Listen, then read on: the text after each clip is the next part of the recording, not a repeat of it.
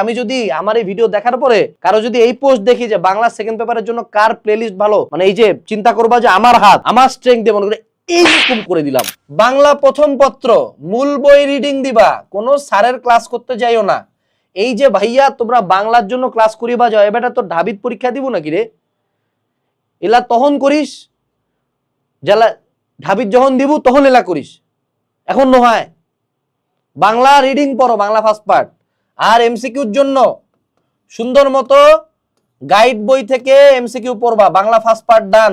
Bangla second paper আমি যদি আমার এই ভিডিও দেখার পরে কারো যদি এই পোস্ট দেখি যে বাংলা সেকেন্ড পেপারের জন্য কার প্লেলিস্ট ভালো, মানে এই যে চিন্তা করবা যে আমার হাত আমার স্ট্রেংথ দিয়ে মনে করে এইরকম করে দিলাম।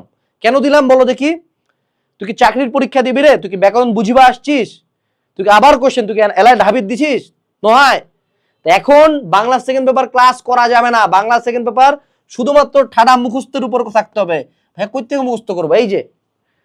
এই যে ভাইয়া সুন্দর মতো এই যে 200 পেজ, এখানে ব্যাকরণ রিটেন সব আছে। তুমি 200 পেজ পড়ে যাও, আমি তোমাকে কথা দিচ্ছি বাংলাদেশের যেই বোর্ড থেকে যে কোশ্চেন হবে, যদি আমার বইয়ের ভিতর থেকে না থাকে, আমি কাল থেকে এই পরীক্ষার পরে এই বই বিক্রি বন্ধ করে দেবো ইনশাল্লাহ। যা চ্যালেঞ্জ। বাংলা সেকেন্ড পেপার একটা বই, কোনো ক্লাস করিস না। বাংলা সেকেন্ড পেপারে কোনো ক্রিয়েটিভ কোশ্চেন হয় না, একটা সিঙ্গেল ক্রিয়েটিভ কোশ্চেন হয় না।